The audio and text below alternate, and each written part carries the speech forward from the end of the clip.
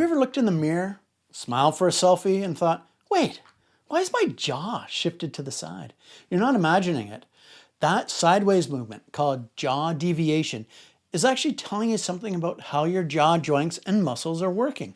Today we're going to break it down, why it happens, the most common patterns, and even a simple brain hack exercise you can try right away to start retraining your jaw to move straighter. Now here's the thing most people don't realize.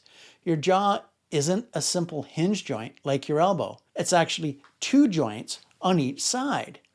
And they're the only joints in the body that must move together every time you talk, chew, or yawn. On the top, we've got a sliding surface on your skull. On the bottom, the ball-shaped condyle of your mandible. And in between, a little disc, shaped kind of like a red blood cell. When you open your mouth, two motions have to happen in sequence and then simultaneously.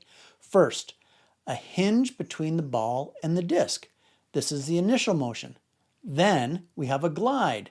A glide as the ball and disc move forward on that upper surface. This is why we can open our mouths so wide. For a smooth, straight opening, you need to have both the hinge and glide to happen in harmony. But if one side doesn't hinge or glide properly, then your jaw will start to veer off track. That's when you notice it shifting in the mirror. So what does that actually look like? Let's go through the patterns. The S curve. This usually means your muscles are out of balance. One side pulls first, then the other side takes over at the end, making the jaw zig and zag like the letter S. The C curve. There are multiple causes of a C curve. This can happen if one side of your chewing muscles, especially the masseter or temporalis, are tight. Your jaw literally pivots around that stiff side, creating a one-way curve. Sometimes the disc itself slips forward. Think of it like a wheel block under a truck. The jaw has to pivot around that stuck spot, which makes it look uneven. And here's a sneaky one most people miss. The tongue and the floor of the mouth muscles. If they're tight, they can pull the jaw off its path. Finally, there are structural reasons, like if one side of the mandible is shorter, or if someone's had surgery after a trauma. In those cases, the goal isn't perfect symmetry, but finding the most functional and comfortable balance possible. Now here's where it gets really interesting. If your brain has learned a crooked path, you can sometimes reset it with a simple trick I call a brain hack for your jaw. Here's how you do it. Open your mouth slowly while looking upward.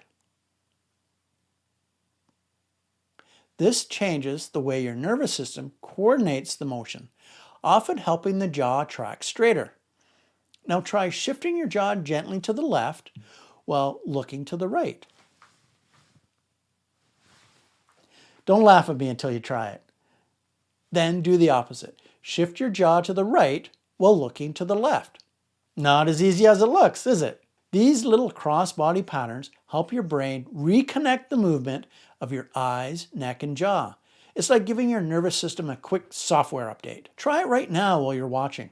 You might be surprised how difficult it is, but also how different your jaw feels afterwards. Keep your head still. Don't let your head roll. Of course, if your jaw is deviating, it usually means we need to rebalance your muscles inside and outside your mouth and restore proper joint mechanics.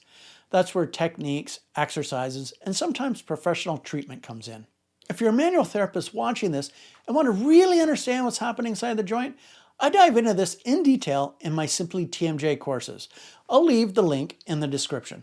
And if you're someone dealing with jaw deviation yourself, check out my video on proprioception retraining, where I'll walk you through exercises that can help your disc reshape and your motion improve.